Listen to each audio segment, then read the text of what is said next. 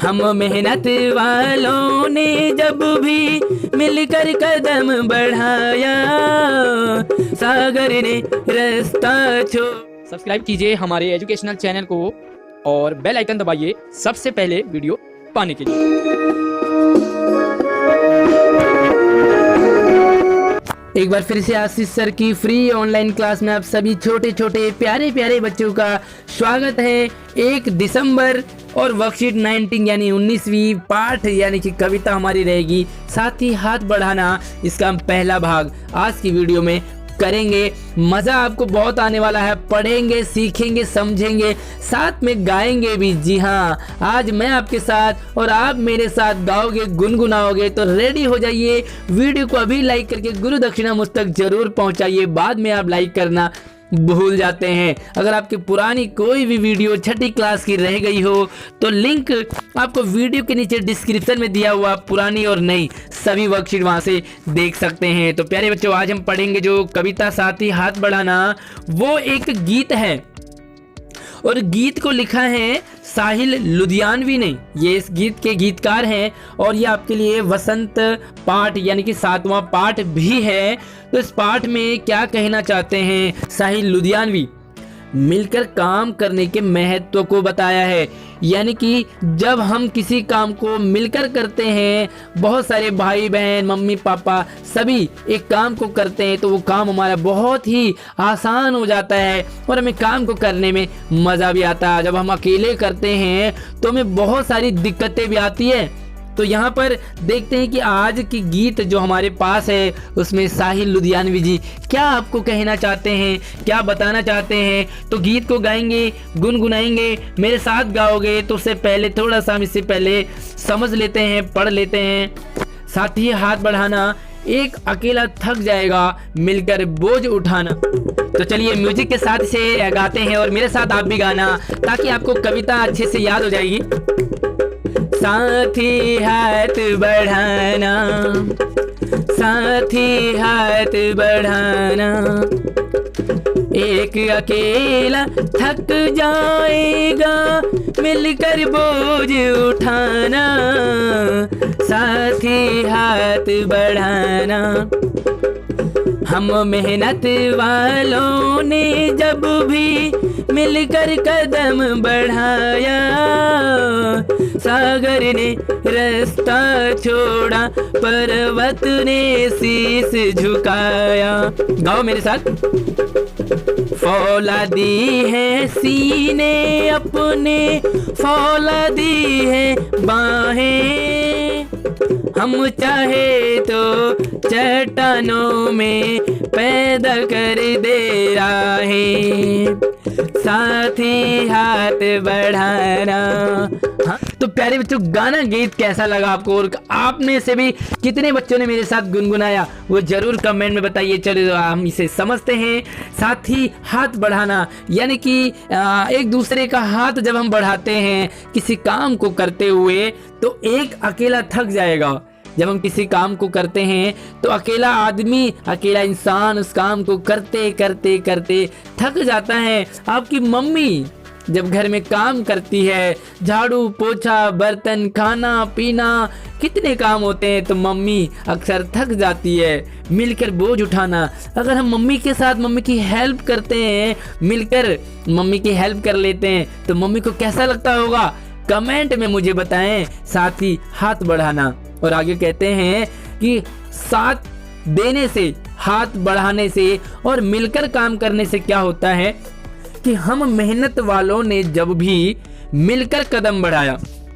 तो यहाँ पर 2 चीजें हैं। पहली चीज है मेहनत करना और दूसरी चीज है मिलकर कदम बढ़ाना। तो जब हम किसी काम को मेहनत से करते हैं, मिलकर करते हैं, तो क्या होता है, सारे काम बन जाते हैं हमारे। सागर ने रास्ता छोड़ा, समुद्र भी हमारा रास्ता छोड़ देती है। याद होगा आपको जब रामचंद्र जी लंका पे जाते सीता माता को लेने, तो वहां पर सागर ने भी रास्ता छोड़ा, पर्वत ने शीश झुकाया, और पहाड़ को भी शीश झुकाना पड़ता है जब हनुमान जी मजबूत इरादे वाले हों। फौलादी हैं सीने अपने, फौलादी हैं बाहें। यहाँ पर इन्होंने सीनों सीने और बाहों को फौलादी कहा है। क्यों? जोश आ जाता है हमारे सीने में, हमारे बाहों में जब हम किसी काम को मिलकर करते हैं, जब हम मेहनत करते हैं, जब हमारे हौसले बुलंद होते हैं तो क्या सारे काम आसान हो जाते हैं और हम चाहें तो चट्टानों में पैदा कर दे रहे हैं। छोटे छोटे प्यारे प्यारे बच्चे आप क्या नहीं कर सकते जब आप वर्कशीट को करते हैं, बड़ी मेहनत से वीडियो देखते हैं, वीडियो को देखने से वर्कशीट करते हैं और अब जब आपको गुड और वेरी गुड मिलता है तो कितना अच्छा लगता है। तो बस मुझे कमेंट में जरूर बताइए कितने बच्चों को गुड और वेरी गुड मिलता है जब आप मेरी वीडियो से देख करके काम करते हैं। साथ ही हाथ बढ़ाना, तो यहाँ पर यही कहा है कि हम मिलकर काम करें, एक दूसरे की मदद करते हुए, फैमिली में मदद करें, स्कूल में क्लासमेट के साथ, अपने दोस्तों के साथ मदद करेंगे, सभी के साथ गली में जब हम मेहनत करते हैं और साथ देते हैं तो सभी काम आसान हो जाते हैं। यहाँ पर आपके लिए कुछ सवाल हैं, 4-5 सवाल, तो उन्हें हम देख लेते हैं।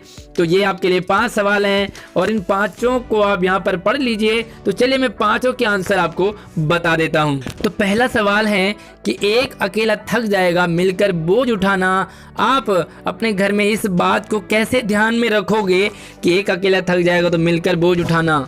तो यहाँ पर आप इसका आंसर लिखोगे कि मैं अपने घर में अपनी मम्मी, अपने पापा जब काम करते थक जाते हूँ तो मैं उनके साथ हाथ बटाऊंगा या हाथ बटाऊंगी। जैसे सब्जी काट रही हो मम्मी, थक जाती है तो हाथ बटाऊंगी। झाड़ू लगाने में, कपड़े धोने में, छोटे छोटे काम करने में, बाजार से सामान लाने में, तो मैं मम्मी पापा की जरूर मदद करूंगी अपने घर में। तो ये पहला सवाल है। दूसरे प्रश्न की तरफ बढ़ते हैं। गीत में सीने और बाहों को फौलादी क्यों कहा है? तो गीत में सीने और बाहों को फौलादी इसलिए कहा है क्योंकि जब हमारे हौसले बुलंद होते हैं, जब हम मेहनत करने में जुट जाते हैं, जब हम पढ़ने में जुट जाते हैं तो हमारे फ़ोन, इंटरनेट सब हमारा साथ देने लग जाते हैं। जब हमारे हौसले बुलंद होते हैं तो बड़े से बड़े काम को भी आसानी से हम कर लेते हैं। इसके लिए क्या चाहिए? सीना और बाहें फौलादी होने चाहिए, यानी कि मेहनत करने से हमें कभी घबराना नहीं चाहिए और मिलकर साथ काम करने में मदद करनी चाहिए एक दूसरे की। तीसरा सवाल है, इस गीत में पर्वत, शीश, रास्ता, ये ऐसे शब्दों का प्रयोग हुआ है, तो इन शब्दों के प्रचलित रूप क्या हैं? यानी कि ये पर्वत ऐसे नहीं लिखा जाता, शीश ऐसे नहीं लिखते और रास्ता ऐसे नहीं लिखते। तो चलिए यहाँ पर इसका आंसर आप कंप्लीट लिखोगे कि गीत में आए शब्दों के प्रचलित यानी कि शुद्ध रूप इस प्रकार हैं। तो आप इस तरह से आप लाइन खींचोगे, एक तरफ ये लिखो और एक तरफ ये वाले लिखो।